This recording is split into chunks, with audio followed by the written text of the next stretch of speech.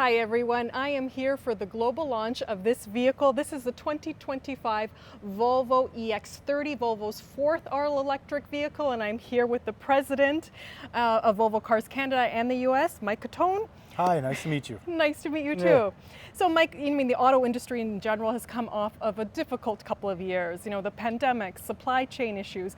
But so far for 2023, Volvo is up, 18% year to date in Canada in terms of sales? Yes, we're doing really well in Canada. And I think a lot of it has been contributed to our plug-in hybrid vehicles and our all-electric cars. So our Canadian marketplace is doing very well, up 18% year over year, and tremendous growth on our plug-in vehicles.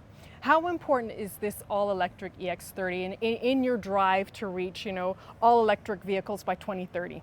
This car here is a huge stepping stone for us. It's an entry price point into the luxury all-electric SUV market, and the EX30 is going to do tremendous things for Volvo in Canada. But it is a competitive segment. We're seeing new competitors coming to the market that are electric, the Genesis GV60 and others. What does this have that the competitors don't? So this is a true small luxury SUV that's also electric. And then on top of that, it has everything that makes Volvo Volvo. So it's packed with all of our safety. It's packed with great sustainability and the use of materials. And by the way, it's also very practical. So as you can put things in and out of the car very easily, it is a true SUV as well. So it really hits all aspects of the electric SUV market. Sustainability you mentioned as well. That's a really important feature moving forward. This is a vehicle that has the lowest carbon footprint to date. Yes, for Volvo, this is the lowest carbon footprint that we've ever had. We actually have a lot of recycled materials used in the car. In fact, even down here, this piece here is made out of recycled plastics. So there's a lot of pieces in the car that have been reused and to meet our low carbon footprint and our sustainability goals. What about when it comes to manufacturing? This is, manufactured in China. Does this roll off the line with the Polestar? That's a good question. I don't know. Okay. I don't know that it's with the Polestar, but it gets imported from China. This is where we're starting production on the vehicle, and it comes over, and it'll be in Canada probably by the end of the first quarter of 2024. And is there any sustainability features in the manufacturing process as well? In the manufacturing process, so we look at the entire value chain when it comes to CO2 measurements. So we make sure that when we're choosing our suppliers and we're choosing our shipping carriers and we're choosing anything that will involve the production of this car or the transportation of this car, we take that into account.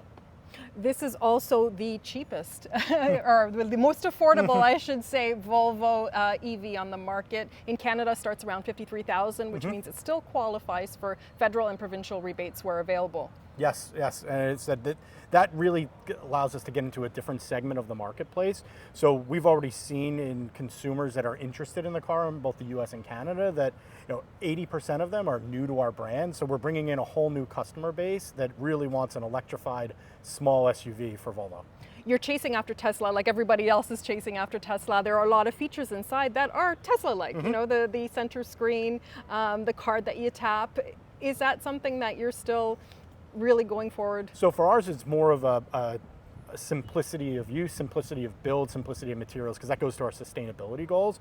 And I would say from this design standpoint, it's Volvo through and through, just adding some new features, some new tech, but it's got all our underpinnings in there. And also safety features. I always drive a Volvo, I feel like it is safer, it feels sturdier, and this still carries that feature with it. It feels really sturdy, I feel safe in it. Yeah, that goes back to our core values. We will always produce a safe car.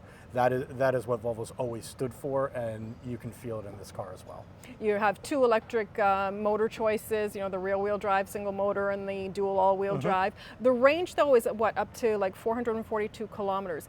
It's a bit on the low side, though, isn't it, compared to what other manufacturers have brought out? So the car, for us, that range is on the higher end for Volvo. And really we see it's a very competitive range on the car.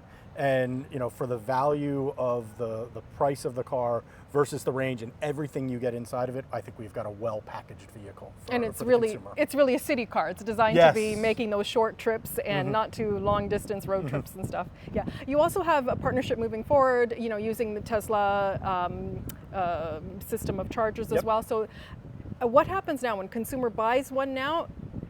Does it, on this vehicle, they're going to have to wait a little bit before Yeah, the first production of these cars will have the current design, the CCS, and then it'll convert over the next year or two to the Tesla design, and we'll have an adapter available at some point in time on for the current customers. So they'd be able to charge at any one of the overall networks. Yes, and you're looking at charging about 26 minutes if you're doing a fast charger. On a level 2, what are we looking at? That's a good question. I don't know the answer to that one. Okay, a couple hours, but still something that is becoming certainly easier. Yes. And especially public charging as well. It's becoming easier because that's one of the main stumbling blocks for consumers.